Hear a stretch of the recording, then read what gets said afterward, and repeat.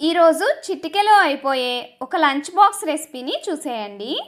దీనికోసం ముందుగా ఒక ప్యాన్లో ఆయిల్ వేసి ఆవాలు, జీలకర్ర, పచ్చిమిర్చి, ఆనియన్స్, కరివేపాకు ఒకదాని తర్వాత ఒకటి వేసి వేయించుకున్నాక కొద్దిగా అల్లం వెల్లుల్లి పేస్ట్ కూడా వేసి పచ్చివాసన పోయేదాకా వేయించి కొద్దిగా వాటర్ పోసి మెత్తగా పేస్ట్ చేసుకున్న పుదీనా పేస్ట్ వేసి టేస్ట్కి తగ్గట్టు సాల్ట్ కూడా యాడ్ చేసుకుని పచ్చివాసన పోయి ఆయిల్ పైకి తేలేదాకా మగ్గించుకోవాలి.